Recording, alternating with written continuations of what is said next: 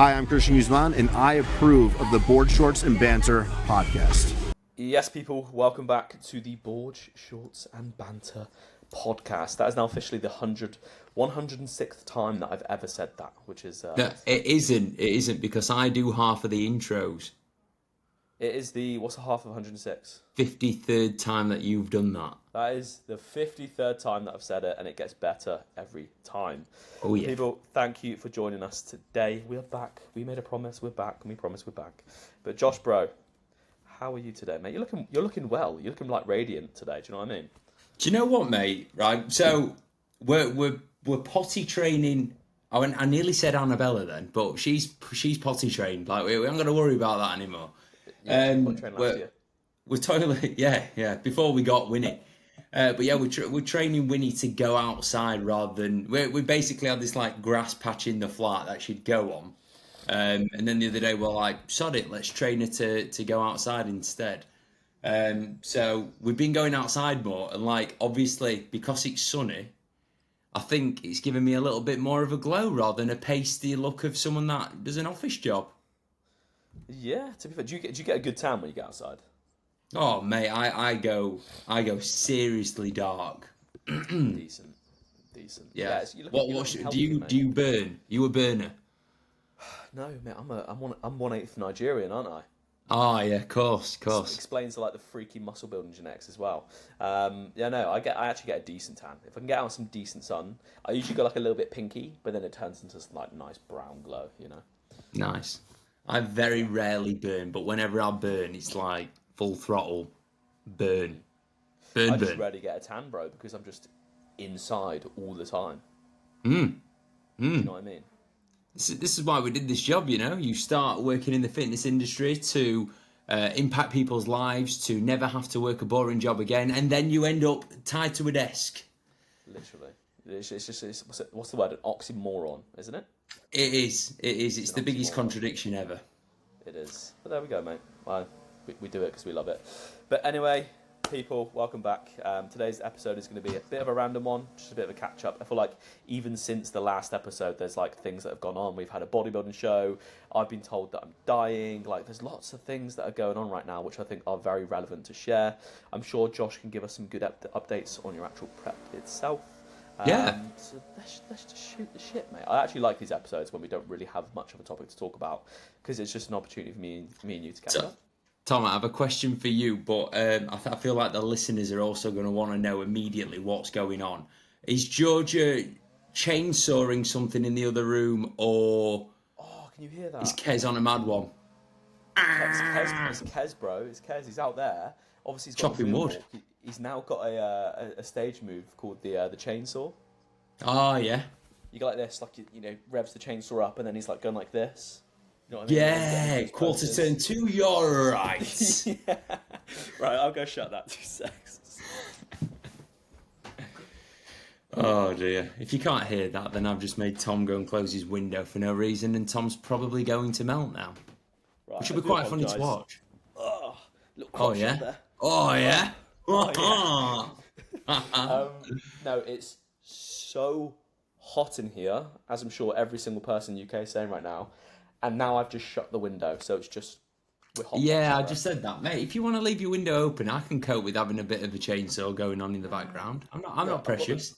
I've got the B-Tech audio today, so I can't have a chainsaw. I can't have Kez on a chainsaw in the background as well.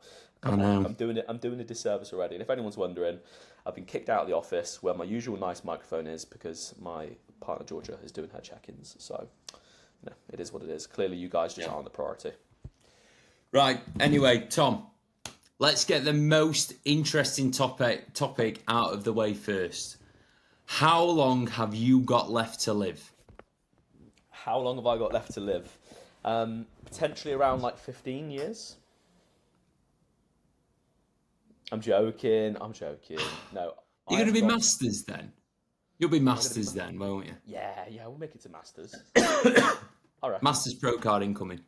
Yeah, 100%. So I have got an undisclosed amount of time left to live. So that's always good. Like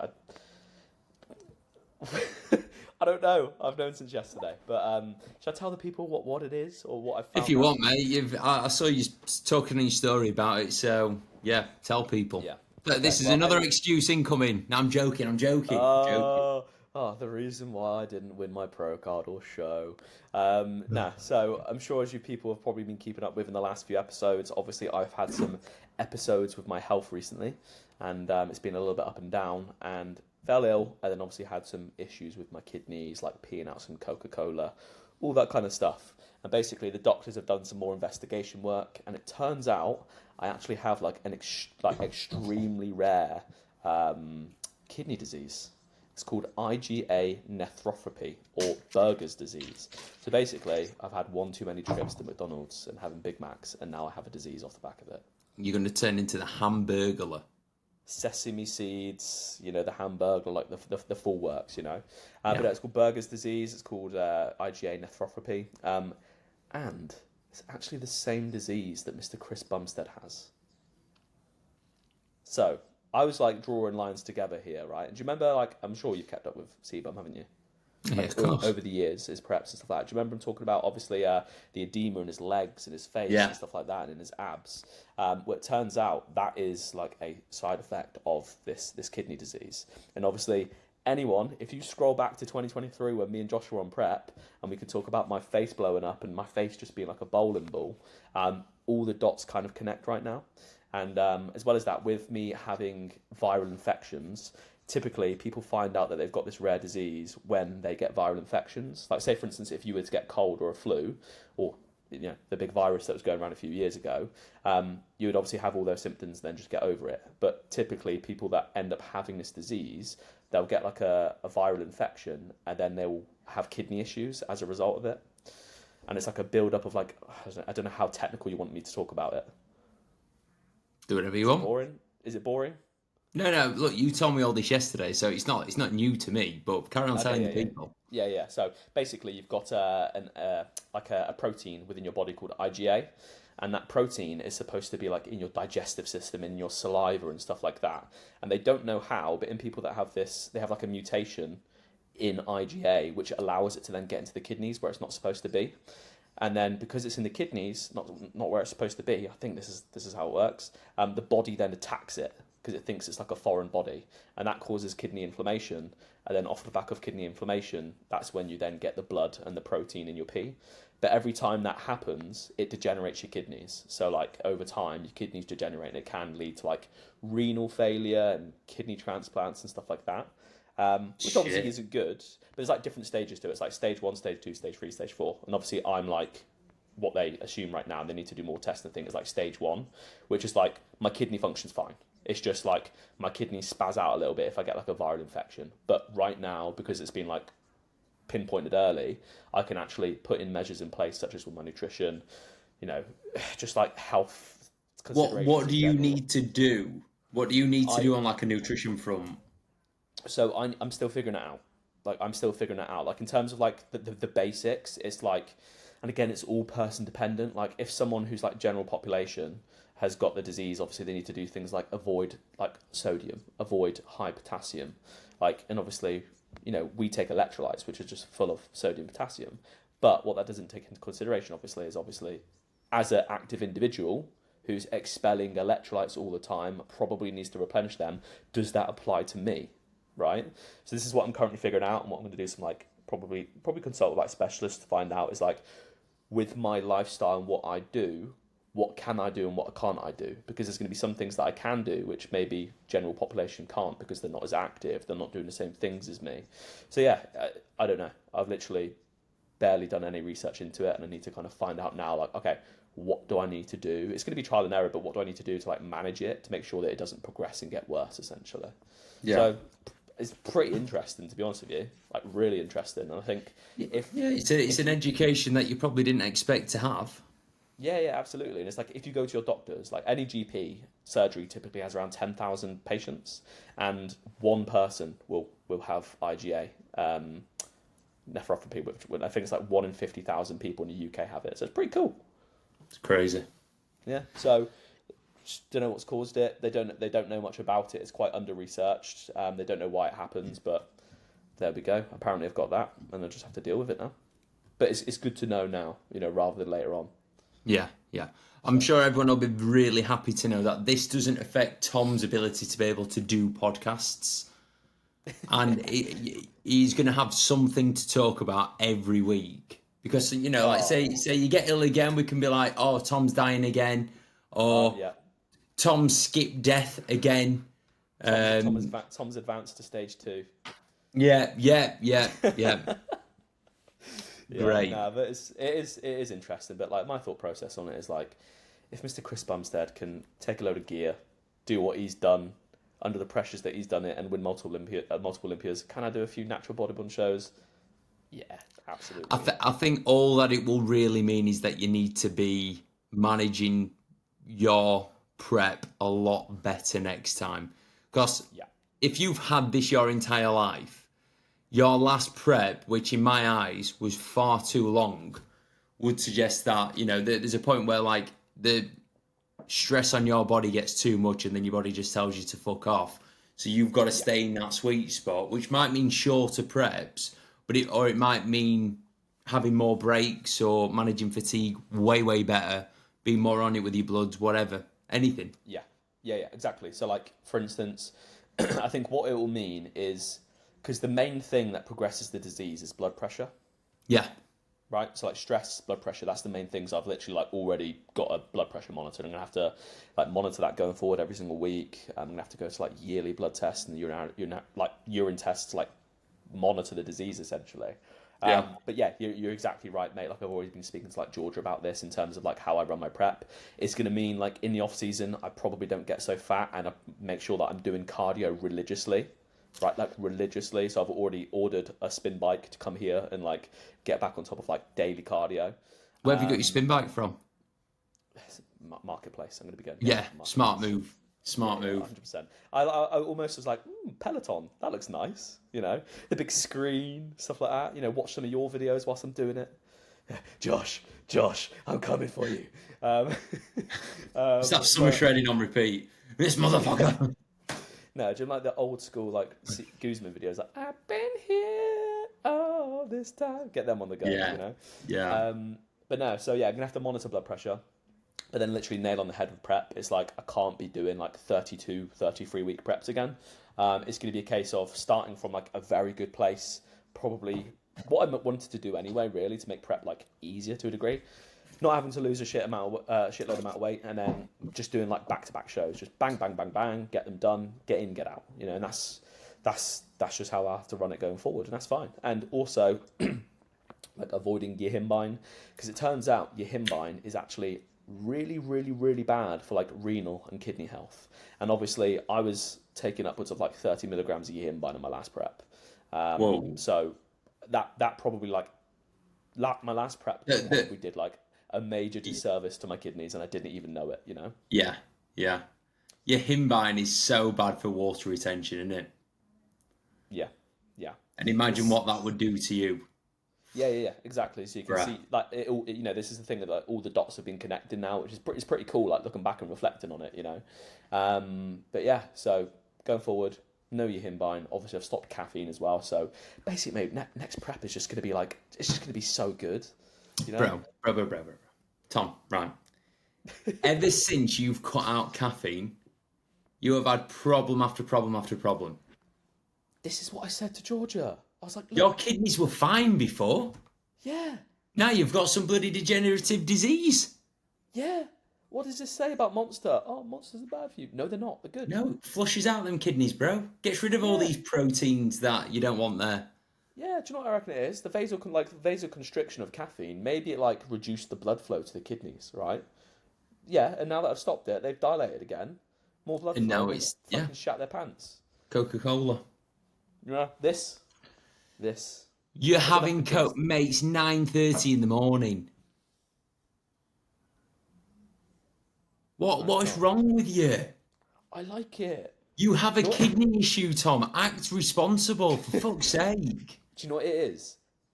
What did I used to drink every single morning? That was my cue to start working.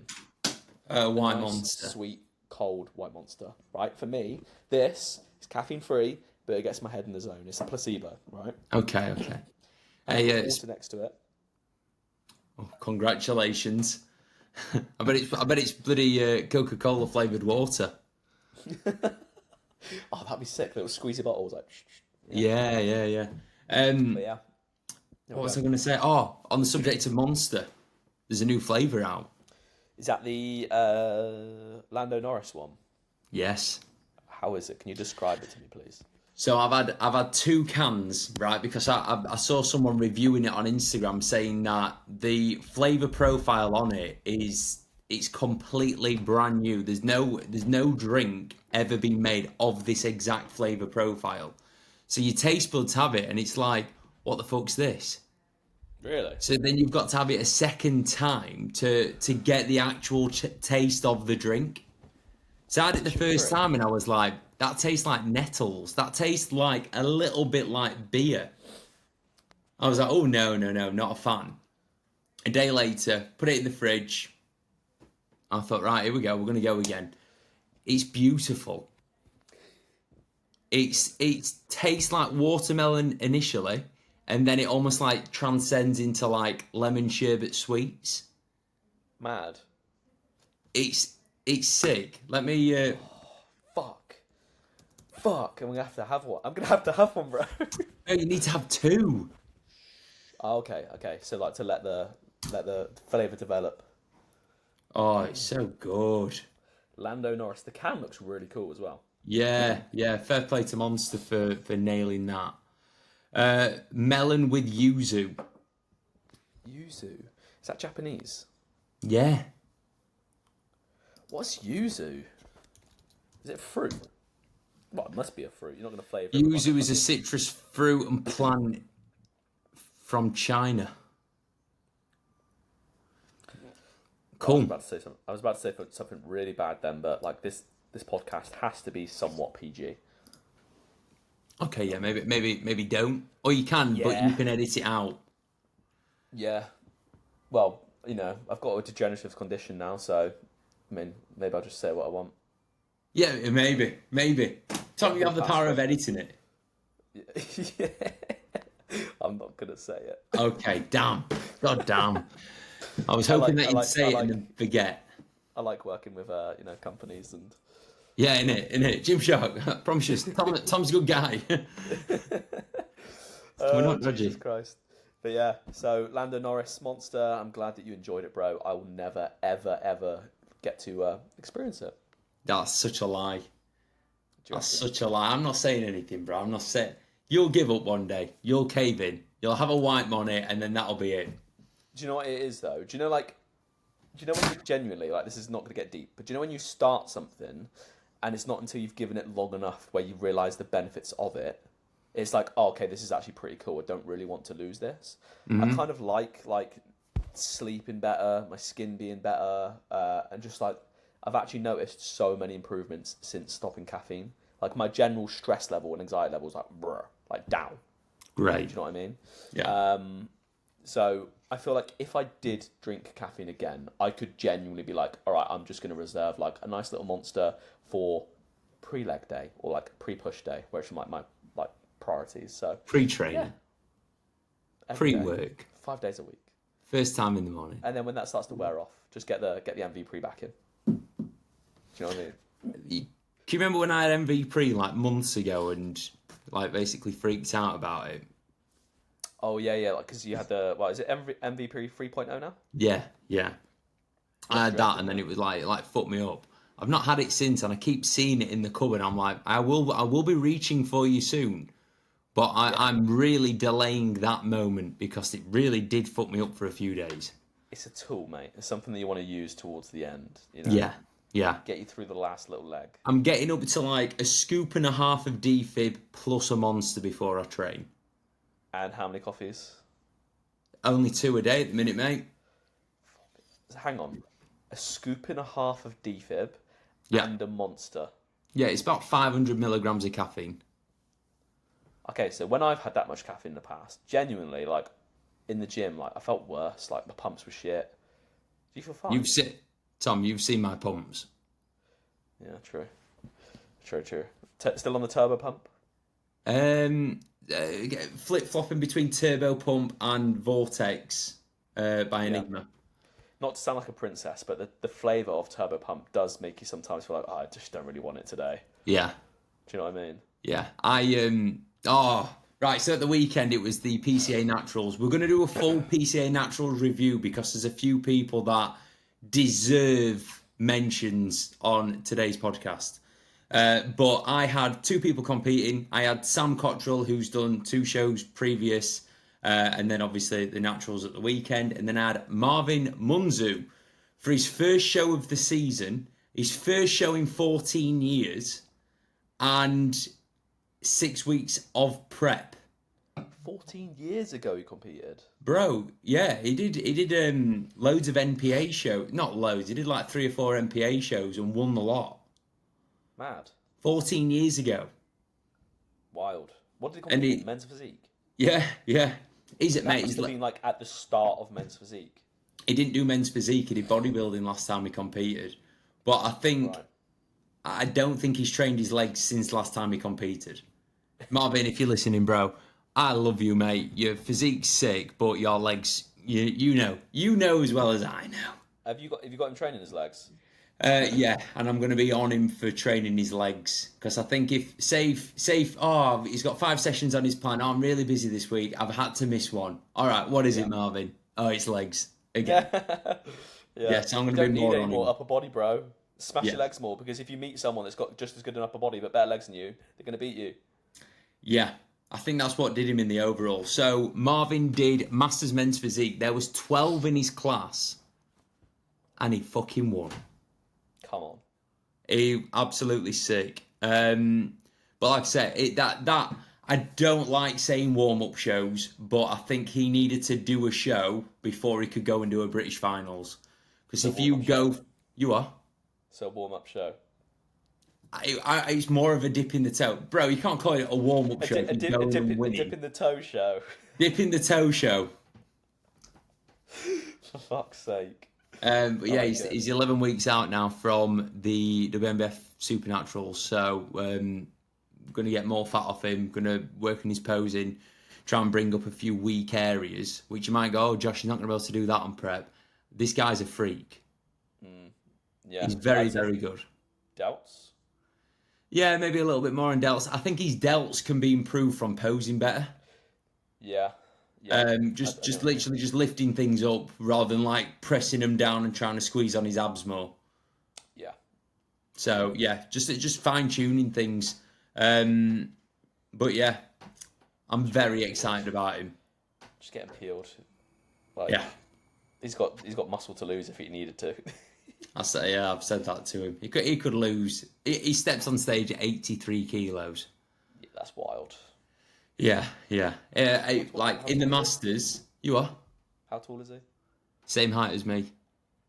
Fucking hell, yeah. He's got a bigger upper body than me. Yeah. Yeah, he's big. But yeah, you are. That's not hard. But yeah, come September, he's gonna be up there. I don't like saying things that I don't truly believe in, but I do think he's got what it takes to win the British. And in theory, because there's now a Masters Men's Physique Pro class, I would like to think that would give him a shout at winning his card. I think he's that good. I think he's got that much potential. Yeah, and then obviously it had Sam compete. So Sam's third show, she's come off the back of winning 2. And long story short, she ended up in the wildest junior bikini class that I have ever seen. The blonde girl that won. Yeah. So the girl that won the class, I think she was called Tally. Yeah.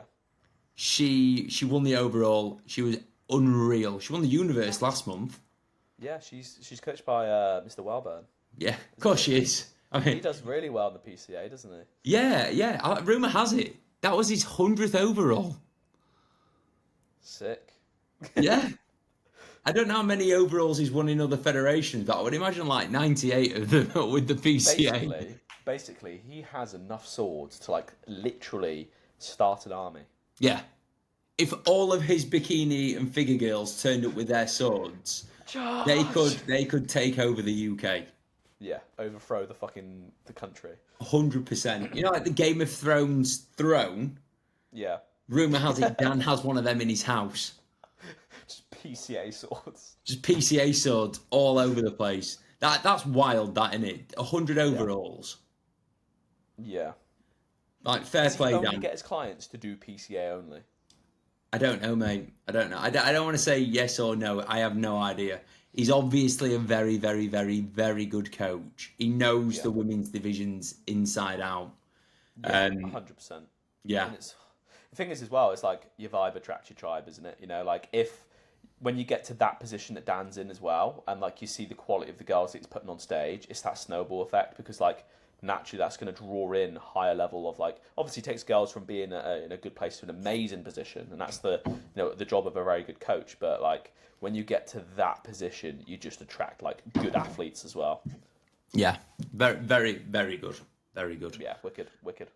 Yeah. So Sam placed fourth. It was Talia, whatever she's called, that won. There was this freak of a 17-year-old that came second. 17 years old. Let's have a look.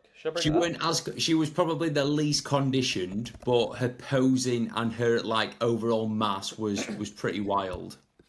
Right. PCA. Should I bring it up? Yeah. Go on. I think the page is called Quarter Term Media. Okay. They shared the pose down of the junior bikini class, and honestly, mate, you could have made an argument. I think Talia, whatever she's called, T-Dog, she was the winner, clear winner from the moment that came out. I'm looking at a video of her right now. She's mint. That's a bit weird. That time you got a girlfriend. No, joking. Share the thing. Such an asshole, bro. Here she is. Yeah. That's bikini. That's everything. She's not crazy shredded.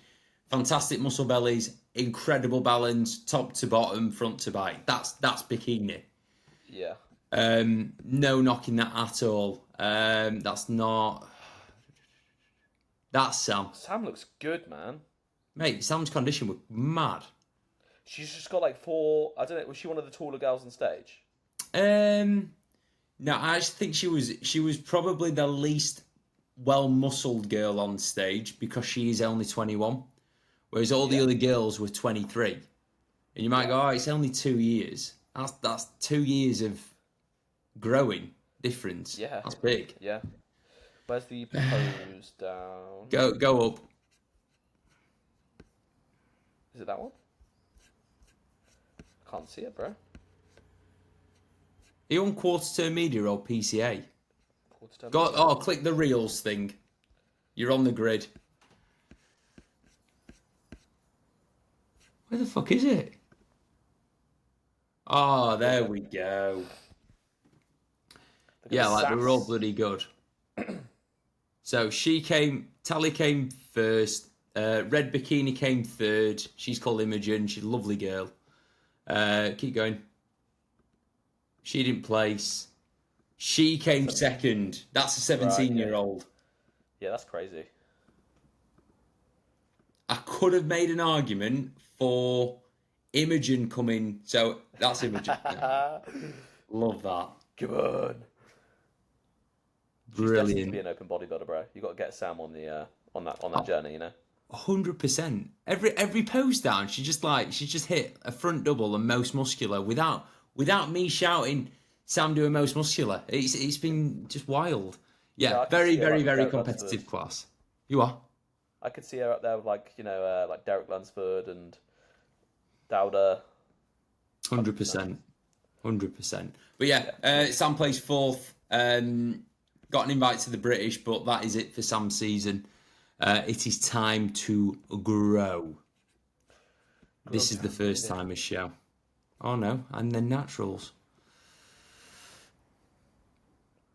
So this isn't the overall for this is the first timers overall, but the same guy won it. Right. He won 2 in a row. Okay, right, you need to now go back onto the PCA page. Okay. It's very confusing, this PCA. Where's your boy? Keep going down.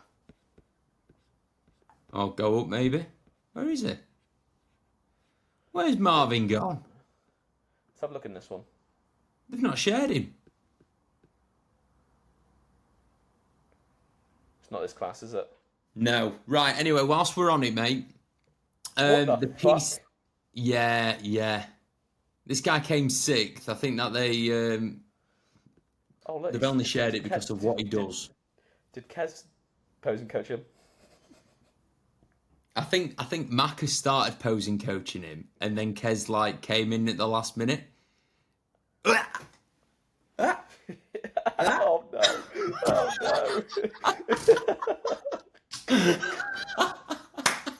Stop it, Josh. I'm joking. This guy will be posed by. Savage. You are? You're a savage today. This guy's been posed by fucking Cartoon Network, isn't he? Just let it play. Oh, Jesus. I'm not taking a bit. Oh, wow. Come on. Okay, that's actually pretty cool. Especially like the black feet. Yeah, I know. That's first thing that I was drawn to. It was very unique. Is it? Do you know what? I reckon he's like an ex-gymnast. Yeah, 100%. Especially with that little bow at the end there, you know?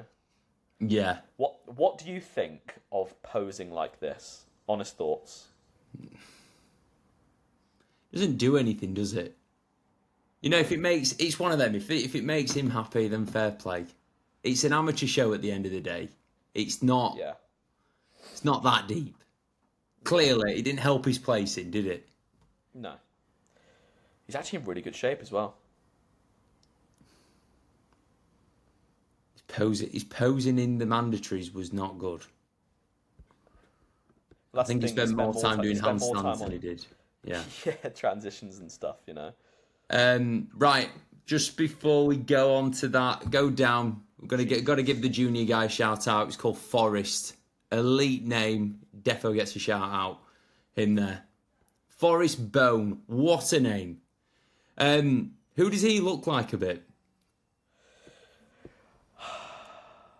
You know him? Finn. No. Do you remember Jack Hattersley?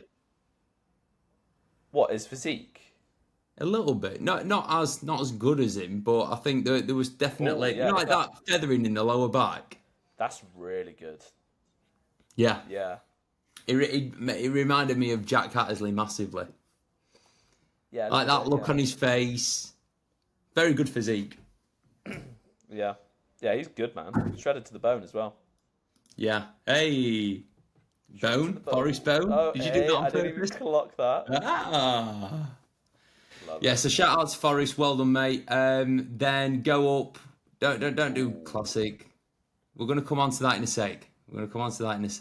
Right, winner of short physique is the black guy, second in on the left there. Solomon. Yeah, I remember Solomon's first show, and I looked at him and I thought, this guy is sick. He needs to get diced. Yeah. Lo and behold, I think it's maybe a year later, the boy's done it. He's skinned. Yeah. Now it's unfortunate for him. He now needs to put on more muscle in my eyes to win overalls or be challenging for a British. He does need to get bigger, but what a freaky physique that is. That's one of them where in a few years' time, he's going to go places. Yeah. How old is he? Do you know? Scroll down, see if he's commented on it. I reckon he's like 24, 25. He looks like Solomon. a bit of a Solomon, yeah. He looks like a bit of like a bigger, wider Innocent. Yeah. Not Innocent. Is it Innocent? No, Prince. Prince. I knew you meant. Doesn't say how old. Do you know what I found crazy about this? Just click off this for a sec. He did the PCA. He did the UKDFBA show. Did he? To the right. He didn't bloody place. Oh God. Well, yeah. Again, mate, it's just direction, isn't it? You know, because again, what we've already established is like, what's PCA going for? They're going for that bigger, bubblier look, which he has. Versus, look at the guys that are placing above him. It's like more athletic, isn't it? Look at Jack versus him. So much more muscle on him, but you could FBA prefer this look. So, yeah, interesting. Yeah, wild. Yeah, he's mint. So much muscle. Yeah, he's so sick. Shout out to Solomon. Very well deserved win. And then we had men's physique medium. Right, you've got on there. So that's Kieran, and then it's is it Sandeep? Yeah, Sandeep. So that was the battle in the medium class. Peeled. Absolutely peeled. Right, midsection, in my eyes, nowhere near as much midsection control as Kieran. And in my honest opinion, Kieran had so much more muscle. Yeah, he needs to open up his back here as well. He's pinching. You can see his traps just fully engaged, like closing himself off. Look how much muscle he has on his lats, and you can't appreciate that. You can't appreciate that just because a little bit of posing, you know. Yeah. So 100% top two. Yeah. I think Reese did a post saying that he didn't agree with the placing. But in my honest opinion, it's not that's not as good as Kieran's. No. It's unreal. Like top 1% of natural conditioning in the men's physique division that I've probably seen over the last 3 years. Yeah, 100%. But in terms of like get Kieran's up, in terms of like the overall balance for physique, his midsection's not quite popping like this is. This is sick. Yeah. The balance across Sandeep's top line, it's not as good. And then obviously from the rear, the pinching was on another level. I mean, even Kieran could pose it better for his rear shot. Yep. But like look at the abs there, you know, blocky. I've said it before on here. In men's physique, your abs, that's a double score body part. You know, if you've got a really good midsection, you're going to get boosted if you've got shit arms. Yeah, and this is the thing as well. Is like I've seen guys get peeled inside out, and that alone isn't enough to like display those abs correctly. And I think Reese's boy is like a prime example of that. Peeled, like absolutely peeled, but just obviously struggling with that midsection engagement. And you can tell that they're there, blocky abs. He's got them. It's just about midsection control. Yeah, But yeah, both. That's a very, very close battle right there. Yeah, it was. But again, when you're looking at the criteria of men's physique, that suits it more than the other. Yeah, X-frame. He's got like a small, tiny little waist, nice full arms, even like legs, for instance. Quads look decent. Yeah. So I think it's important as well, right? We give a really good shout out to Kieran. He won his class at the WMBF UK, and we didn't mention him. But honestly, he's one of the nicest kids that I've met this season. Coached by AJ, incredibly respectful, big fan of the podcast, of course, like most men's physique competitors are. And in my eyes, deserves to get the accolades that he's getting because he does look mint. Tommy Whitney, Tom listens to the podcast, I believe. He does. Yeah, absolutely. What a guy. So well done on your third placing. The guy that won the tall class won the overall. So it's that AD guy. Mm-hmm. Oh, well, yeah, if you're going against the overall winner, then, like, fair enough. Yeah. Fuck off. So, what's your thoughts? I mean, he is of the type where you do see some natural freaks, like, it's nothing that you haven't never, ever, ever seen before, Yeah. Posing. Yeah, posing's not. That's ridiculous. Yeah. For the posing, taking into consideration, that is wild. It was huge, mate. Okay, yeah. So I don't think, mate. To me, that's not men's physique. That's bodybuilding. That's bodybuilding. Yeah, like there's just, I get it. Like he's still got like a decent like sized waist, but there's just so much muscle there. So it's the point where it's like that is more bodybuilding, and like he's got a bodybuilder's upper, but then he doesn't have bodybuilder's legs. So it's just like a discrepancy there. Yeah, Mate, I think he's got bodybuilder's legs. I think if he learnt to pose his legs, I think he's taken a winning classic and maybe even a winning bodybuilding. He's that, but he's huge. Incredible physique.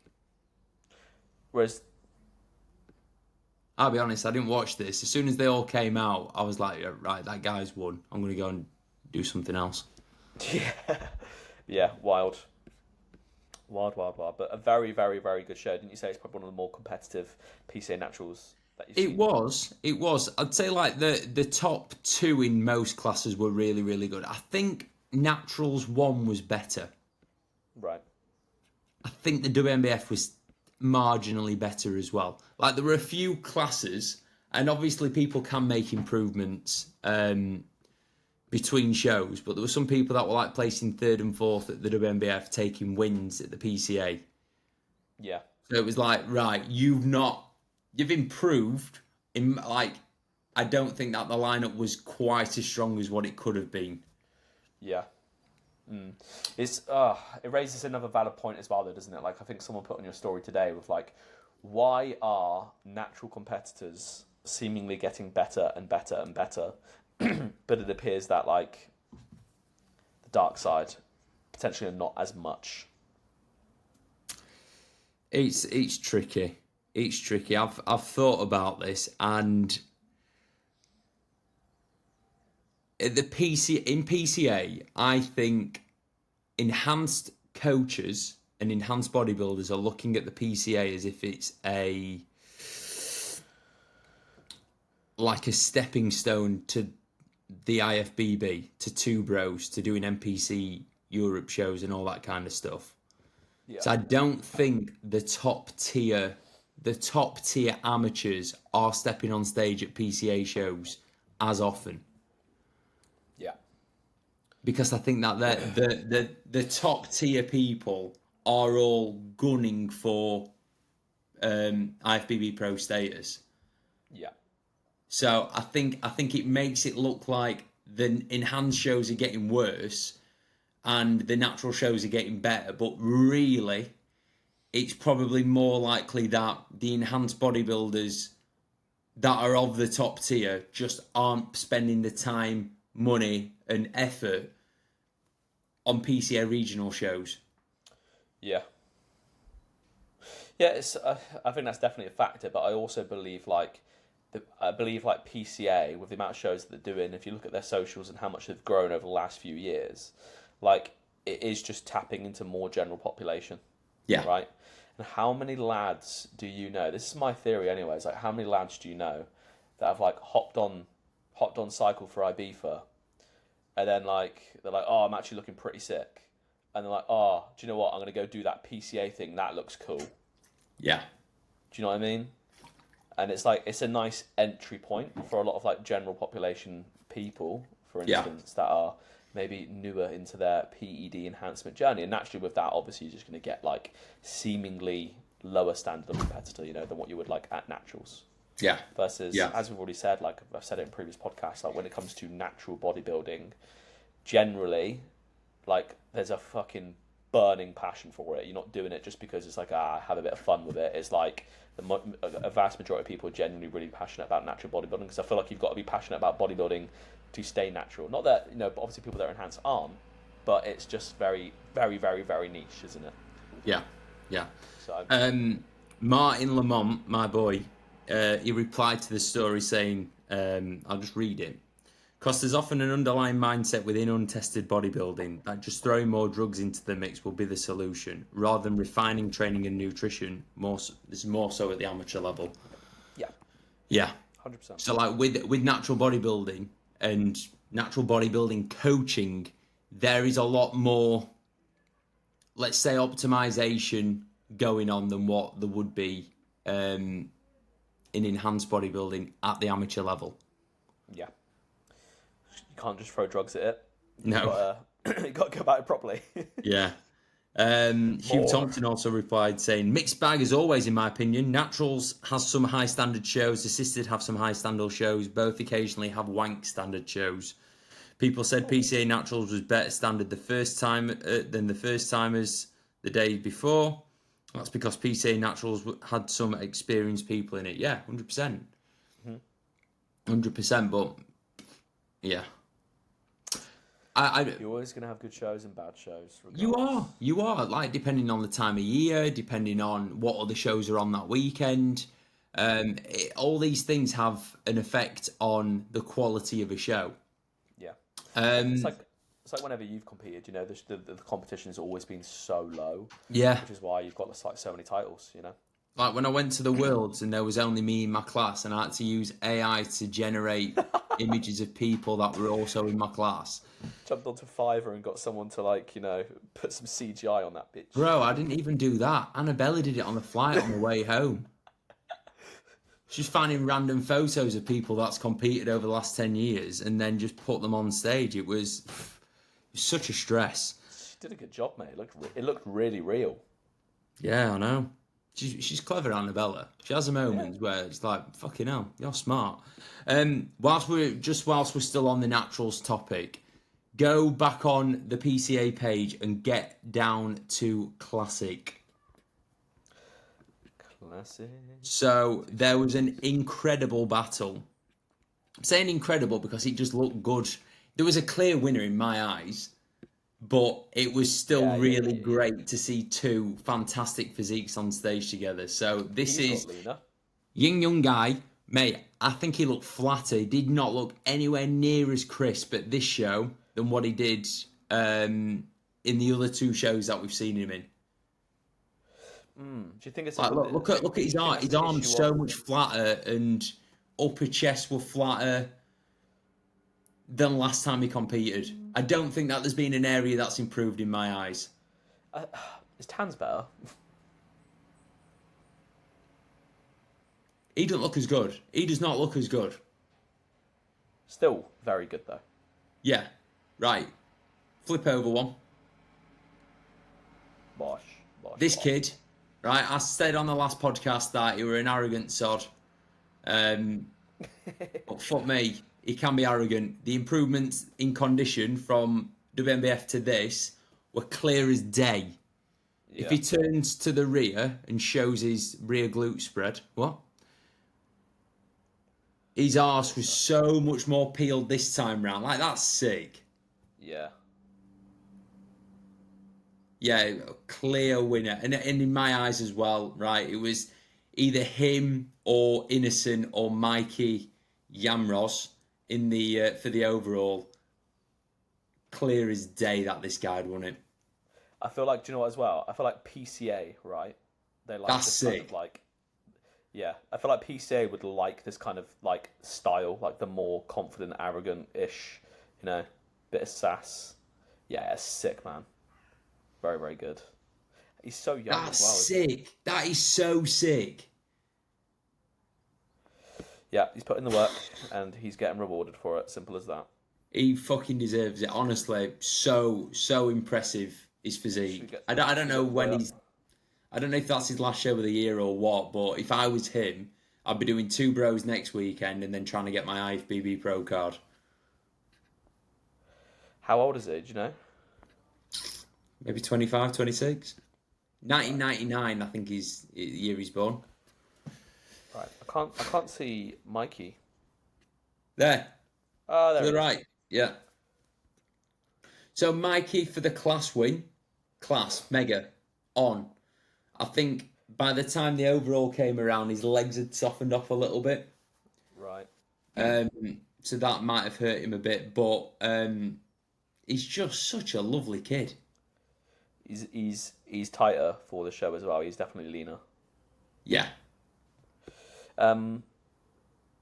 His front shots though that he was getting into, he's just a little bit quick in them. Like, doesn't hold them long enough. Mate, them quads. Do you know when you've got such a strong point? And his hamstrings. It's his legs. Reminds me of a young Martin Lamont. Look at it. Oh, the like cross striations in the So crop sick. shot. Oh, Mikey needs to train penis day more often, bruh. I'm joking. Mate, you're on one today, honestly. Look, I think he's a little bit quick in his shots. You can't like he's got such a sick structure in that front lat. Front double bicep was like a microsecond. A little bit quick in the front shots, but other than that, yeah, sick. Yeah, he's wicked. Wicked. Light shining down. Sweet. Yeah, so obviously he took his class, he went into the overall, and he got pipped by Sean Lopez. Sean. But yeah, wicked show, mate. Really, really good show. Good standards. Yeah. Especially very good. Best posing of the day. What's he called? Tayfun Rufad. To be fair, with a name like that is, you would expect like Dragon Ball Z posing, wouldn't you? Oh, yeah. Mate, look at his hair. All day walking around the show, it was like... just, dead in his like main character vibes. Yeah, villain arc fully underway. Oh dear, right, shall we talk about something else interesting? Yeah, what's that, mate? I test drove an Aston Martin last week. Oh my god. How was it? Spill. So sick. What are they, like 500 brake? 600? 600, 640. Oh, I bet it felt like nothing you've ever driven. I test drove a Vantage. I didn't go 155. You have done before though in Mexico, didn't you? It was on the Autobahn that time. Oh yeah, that was it. Yeah. Do you remember? Yeah. Do you remember? And I went and like floored it on the Autobahn that one time that I've been to Germany in a Vantage. Right, and I just hit 155 miles per hour. I can't remember what it was in kilometers, around 220-ish. Yeah. And my arse just like full on nearly dropped out at the bottom of the seat. Nice. Yeah. Nice. Wild. Yeah. Do you know what? It was green, wasn't it? Orange. Yellow. I didn't like the colour. I won't get that colour, obviously. Like a 150 grand highlighter pen? Yeah. It's an expensive highlighter pen, isn't it? You know. Yeah. Just so that everyone's aware, I will not be buying an Aston Martin. I did it purely for the shits and giggles. Yeah. And honestly, don't regret it one bit. Yeah, but like, has that given you motivation? I was like, I want that. That's on the. I'm 28. I'd love it if I could get one of them before I turn 30. That'd be amazing. Yeah, that'd be sick. Drove a DBX as well, which is the 4x4 Aston. Not so keen. They look like Fords.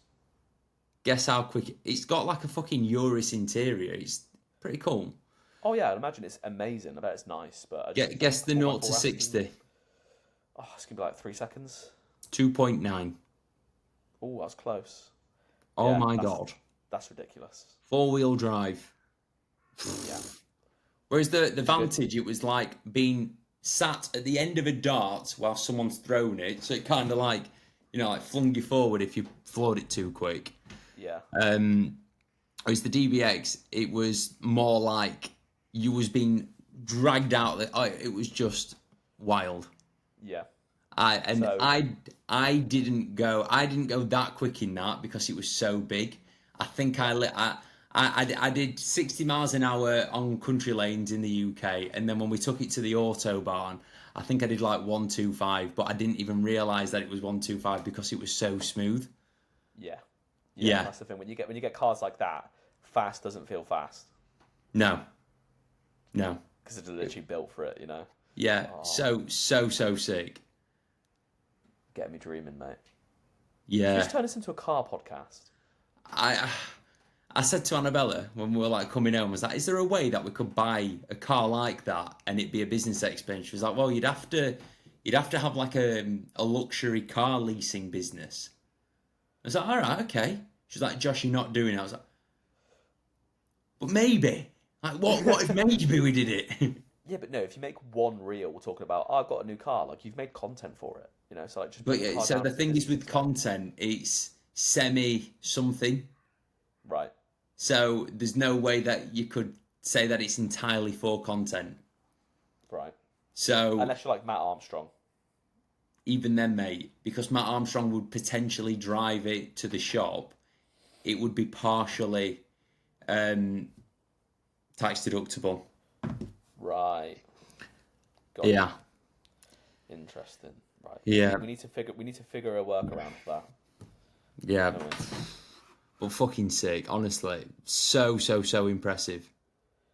Aston Martin, or like Porsche for me, Aston Martin for you, Stockton coaching down the side, just coaching down the side, filled with whey protein in the back, in the boot, and we only drive it to the gym to make content. That is a business expense. I'd happily vlog every single day if I could have an Aston. Yeah, 100%. Yeah. Nah, so sick. Yeah, I'm so far away from it. It's untrue, but still, what a great experience. It doesn't matter. Like it's a little teaser, isn't it? It's a little teaser of what's to come. And like, do you know when like you're a little kid and like you're on track for things like that, for like things that you probably never thought possible. Like that is a very motivating feeling, you know? Yeah, very, very sick, very sick.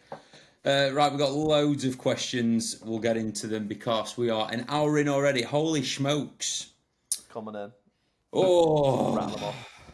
Right, oh my days. Look at this. This is only from this morning. Oh, I've let the team down, mate. I didn't even do one. Right, Harry Corio, Gaffer, what is your first show date? I am torn between WMBF UK, PCA Wales. I think that's it. Just them two. PCA Manchester. WMBF did you say WMBF UK or PCA Wales? Yeah. Okay. Are they both on the same date? No, 2 weeks difference. Which one's first? PCA Wales, 31st of August. I'll do PCA Wales. Do you think I'm going to be ready? 2 months. Absolutely. Yes. From what I saw last time, absolutely. Oh, that's always nice. If you're progressing at the same rate you have done for like the last month, yes. I started deficiting again yesterday, so I think this time next week we'll have a better idea of how responsive the body is. Yeah. So, like for instance, if I weighed in next week in the 83s, we are fucking laughing. Yeah. I think you will. 84.8 this morning. So, if we drop a kilo in the next week, I swear to God, we are in striking distance. I think I've budgeted in my head at half a kilo a week. Yeah. And as soon as we start hitting that like low, let's say half a kilo a week, that's when cardio is going to go in. If I can lose a kilo a week still without doing cardio, I'm going to do it. Mm-hmm. But yeah, very interesting times, very exciting times. PCA Wales or WMBF UK. I've told you my issues with potentially doing WMBF UK. I've got 7 people doing the show. So me competing as well doesn't sound too fun. Clients are right now where you're at. Clients are the priority, bro. So you just want to have fun with it, mate, and it probably won't be fun competing with. I've got. Can you remember Min that competed last year? Yes. So we've had like a Min off season. I've kind of kept Min under wraps. I didn't want him to feel pressure that I wanted him to compete this year. But his off season's been Min. He started prep and we're like 7 or 8 pounds above his stage weight, and he looks so much better than what he did at this point last time. So yeah, Min's going to compete. I've got a guy called Salamo who is a big Algerian guy. He's 10 weeks out and he's only just got under 90 kilos. He's that big. He's a big bloke. Got 6-pack at the minute. It's just a case of getting that like crispy detail. Mm-hmm. So him, obviously Tam. Yeah. Tam's gunning for the British. I think Reece Kiffin's competing. Reece is like 10 and a bit weeks out. He might be doing PCA Wales. Okay. That would be good if you're against Reece. That would be good fun. I'll make him look tiny. Sorry, Reece. I will make you look absolutely tiny. Ooh. No, because he's like 10 kilos. No. Listen, Tom, he's like 10 kilos lighter than me. Yeah, but I want to start some beef, bro. I want there to be like people in the comments like, fuck you, Josh. Why? Chatting, because I just do. It's just great. This is what we want. It's we want just funny. Yeah, we want some heat, mate. Like, Reese, you're going to look tiny, bro. He's Just going to remember look that. so You're gonna tiny. look so small. No, but it's true though. Like there's like 10 kilos difference between me and him now. Oh, his It's going to be side like shot 20 by the time you get to stage, mate. You are? With how your prep's going, it's going to be like 20 kg difference, you know? Yeah, so Tam against Reese would be a great battle. Reese is going to have a really, really tough year. Sorry, Reese. Well, I do love you, mate. Fucking hell, that is going to be a sick battle. Tam's side shots are better than Reese's, in my opinion. Yeah, Reese has just got ridiculous arms. Like, for his physique, he's got ridiculous arms. And I do love the flow of Reese's physique. Like, it's just so, like jagged. It's like big and bubbly and athletic at the same time. I'm going to break GDPR. What? Let me see if I can whip Tam's latest checking shots up. How are you going to show them, though? I'll screen share. Can you screen share on this? I don't know. Yeah? No, you can't. All this time, I've been in charge of the screen share and you could do it. Hang on. I've just got to give it permission. Access granted. Hang on. Google Chrome. At least I know. Oh, he's saying that I've got to quit. I'm not doing it. I'm not doing it. But Tam's side shots are sick. Just trust me on that. Tam's lean. Tam's lean. Tam's very lean. Tam weighed 169 yesterday, and last time he competed, he weighed 154. Are you looking at this? Yep. This guy here is 23, isn't he? Yeah, Ed's amazing. Yeah, unreal. Yeah. Shout out to Ed. So I coached Ed for about 5 months, and then he couldn't afford it, so left me, and then went to Finn. So this is like watching someone. It's like watching my two sons, apart from one I found out wasn't my son after all, and then the other one definitely is my son. Yeah. That side shot. Let me see it again quickly, because I didn't quite catch it. What were you doing? Not that, but that's still wild. Not that. That's sick though. It's the Clark Kent hair as well, you know, just completes it. I fucking love Tam.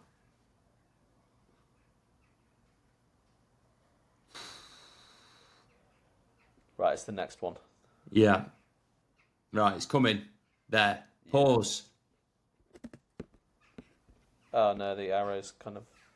Yeah. It's all right. Put the cursor on the thing again. On the what? Oh no, it normally gets it to go. But anyway, look, you get the gist. The V-taper's crazy. His condition's going to be wild when it comes in. That's going to be extremely tough to beat. Yeah. It's just like balance. There's not. I don't look at him and think, oh, there's any particular muscle group which is like not balanced. Yeah. Do you know what I mean? Like, yeah. Chest is ridiculous, but like shoulders match the arms, they match the chest. From the rear shots, he's not weak there. It's just nice flow and balance. The goal over the last 2 years has been to get this balance right, because Tam's strength, his ace card, has always been his chest. Has always been his chest has just won him everything that he's won. And then it's like when you get into the pro ranks, it's like, where's your weakness? Show us your weakness. Yeah. And you lose shows on who's got the biggest weakness. Yeah. Tam doesn't have that in my eyes anymore. His arms are min, his delts are min, his chest min, midsection's tight as fuck. From the rear is strong. There's not a great amount. You are? How much more do you think you said you think he's got to lose? He could maybe get down to 160, but I think if we got down to 160, he's at 169 at the minute. Yeah, it might not be worthwhile. It's really weird when someone's had such a long off season. You almost have to disregard any data that you've got on them previous, Yeah. because then you start making bad decisions trying to chase weight. Yeah. It's like, right, Yeah. if we start trying to get him down into like the low 150s, that pop, that muscle, you name it, it's gone. There's no. Oh, he's flat. It's gone. Yeah. So It's yeah, like it's very much a balancing act. typically, if you've like had muscle groups which have been a little bit more stubborn to grow and improve, like when you actually diet down and dig hard, those can be the muscle groups that actually drop off the soonest as well. So it's just about, if you were to dig them down, keep digging, you just risk losing that balance that you spent all this fucking time building. So yeah, just you got to go into it with a fresh mind, I think, and just pay more attention to the visuals rather than get caught up on that scale weight. Yeah. Right, Stephen Ross has asked, can you make good progress training 3 days per week? Had to drop down from 5. Yeah, absolutely. Could you build an elite level physique? Yeah, well, I guess it just depends. I'd always say if you're going to be training 3-4 days a week, it's just making sure that like what you're doing is very, very high quality. Like high quality training, it has to be. Because if you've got less chances in the gym to be able to like put in that work, like you got to make sure it fucking counts. Yeah. I think for me, four's your minimum. Yeah. Because that way you can do push-pull legs and then a weakness day. Yeah. Whereas if you're just doing push-pull legs, that's one lot of stimulus per body part over a 7-day period. You might maintain everything that you've got. Are you gonna win shows off 3 days a week? It's extremely unlikely. Yeah. I mean, there's other splits you can do. Of course there is. Yeah. But I mean, even like 3 days per week, you could hit all muscle groups twice per week. I know, but then say if you've got an hour and a half to train. If I was doing 3 days a week, I'd be training 4 hours for each session, because I'd do a full push, a full pull on one day. Yeah. If you're doing it for a time thing, then I don't think so. Yeah, I think would it work? Yes, if you've already got a shitload of muscle and you're like an advanced competitor, you could probably get away with it.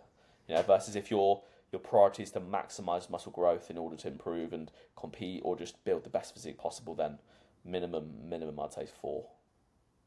Yeah.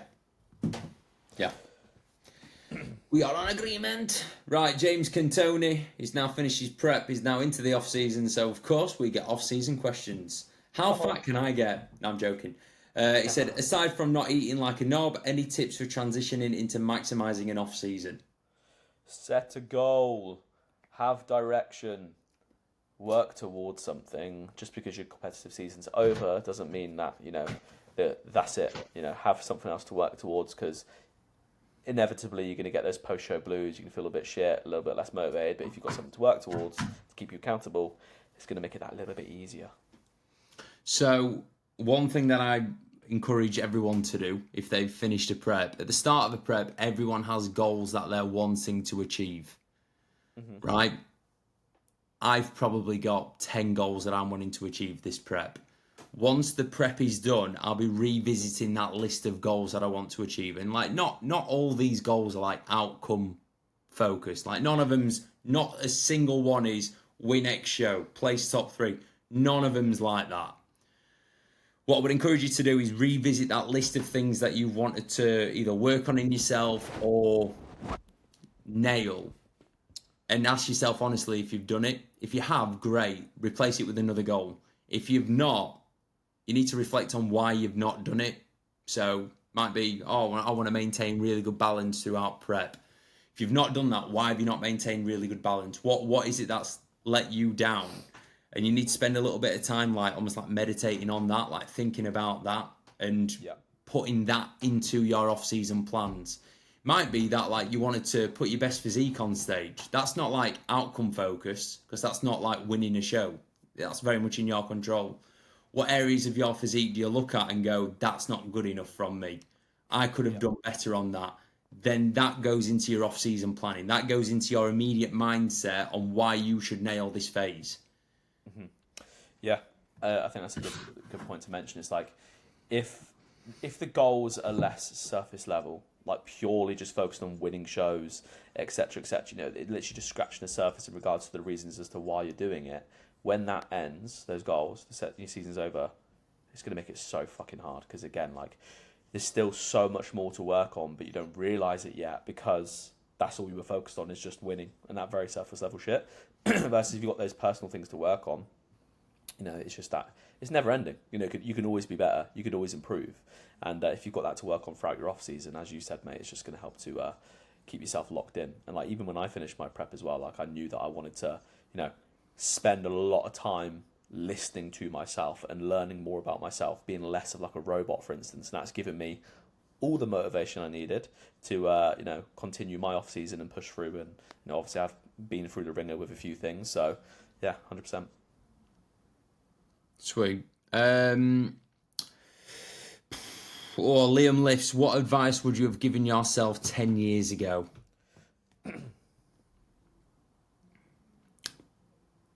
Don't take your Himbind. Go get your kidneys checked. Tom, you've got a genetic kidney condition. That's what I'd tell myself 10 years ago.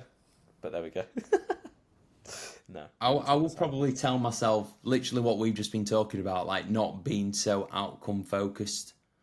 Like I used to say to my dad, "Oh, I'm going to do this, and then I'll get this and that and the other," and he'll be like, "All right, okay, son."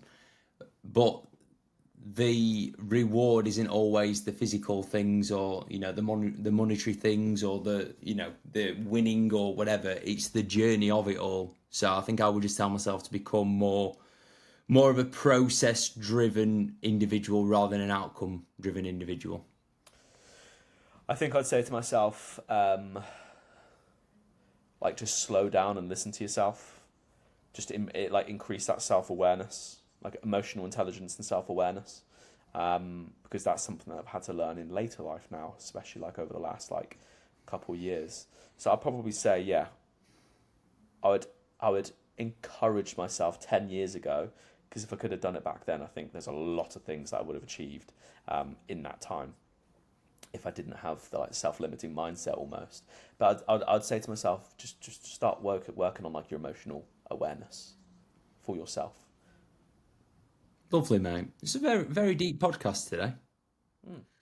Right, we've got two more really good ones, and then I'm sorry for everyone else that we've not answered. So Rihanna Callahan. She's Irish, hence my attempt at an Irish accent that sounded a little bit Indian. When peaking clients, has your mindset changed around water cutting / water intake? I've always never wanted to really cut water or anything like that, just because of the premise of like, if I or my clients have looked very, very, very, very good on a normal given day, why go doing something that's unpredictable? Yeah. So, I mean, in terms of like, I used to think like, oh yeah, diuretics were cool, like, and they were like the answer, and they were like how people get gnarly shredded, but I don't think that anymore at all. No. But in terms of like water cutting and whatnot, no, I've never really like fully cut water. I would call it now like fluid management. Yeah. So last year's peaking protocols and this year's are probably the best that I've ever used, and I am excited to use them on myself. I'm sure, I think it was a bit more of a trend in 2023, but people, and myself included, drinking shitloads of water all the time and on show day. I absolutely nailed that. Like, I think at the Worlds, I had like 7 litres of water before going on stage. Like, Yeah. it was a lot of water. And then like the days prior, it might be between 11 and 13 litres of water. That is fucking loads of fluid. Whereas I think now, I trust my coaching guy a lot more to know if someone needs water or not. Yeah. So it's like Marvin.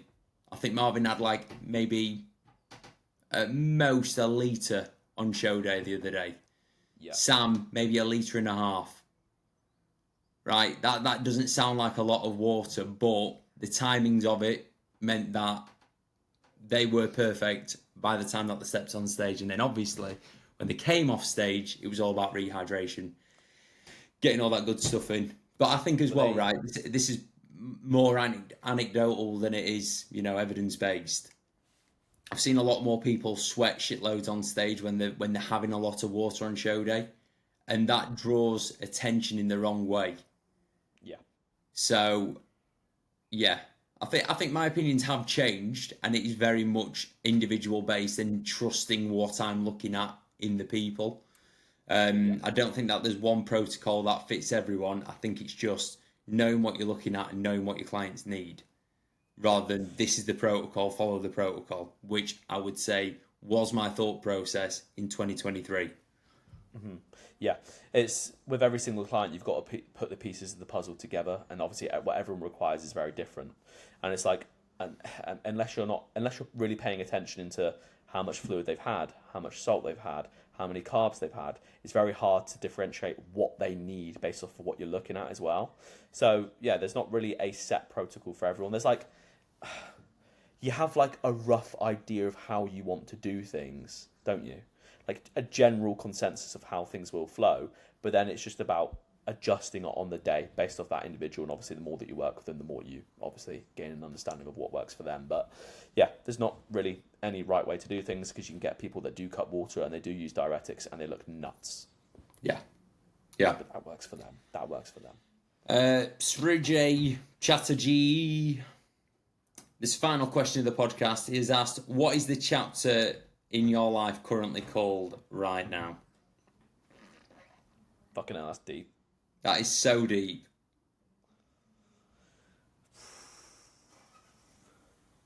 Discovery. So tell us about that. Just because I've been having, like I was talking about, like the emotional awareness, I've been having like therapy to help me improve that. Obviously, in terms of not competing this year, that's tested me in my mindset and like where my values lie. I realized that I was placing a lot more external validation on me as a person based off of what I achieve in like my competitive journey. And as well as that, like obviously now finding out I've got a chronic kidney disease, that's obviously something that I need to kind of discover and process and learn about in order to not only improve my longevity in life, but also my competitive journey, and make sure I can, like when we're talking about fluid, then putting in like 10 litres of water, I probably won't be able to do that anymore. So now I've got to figure out ways in which I manage my electrolyte balance.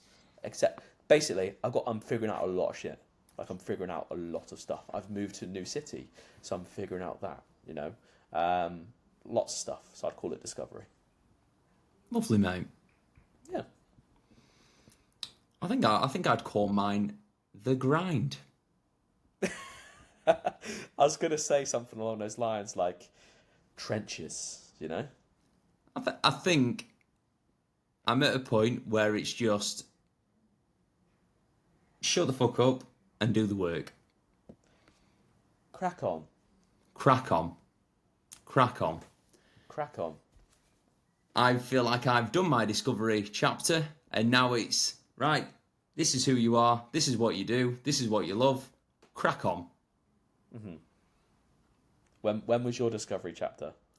When I won my British title, and that was my this is the biggest thing that's ever happened to me, the biggest thing that will ever happen to me, now what? And then it was like, right, I need to figure out who the fuck I am, what I want out of life, and figure out a few things that I was habits that I had that were truly not serving me or anyone around me as positives. So it was like, right, figure out who the hell Josh Croggan is. He's not some fucking angry little teenager or a lazy bastard.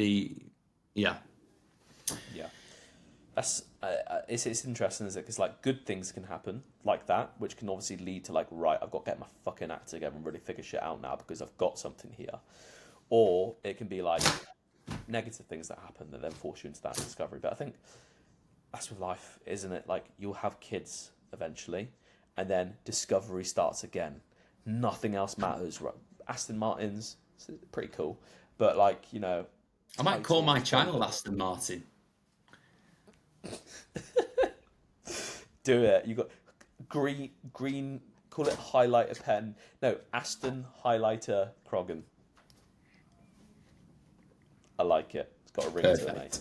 But yeah, I feel like your discovery chapter's not done. There's going to be more of them, but I think you've got to go through them. Yeah.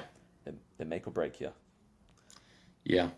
Yeah, cause I think there is a lot of things that like I say that I want to do. Like my brain just goes at 1,000 miles an hour all the time, and Annabella gets it all.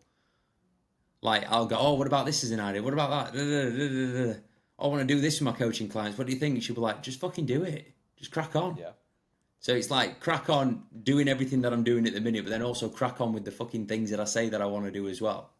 Yeah. Don't think do. Live by it, baby. Yeah. There Yeah, baby. I think I'm gonna write that on my arm every day. I can't get a tattoo. No. I'll just write.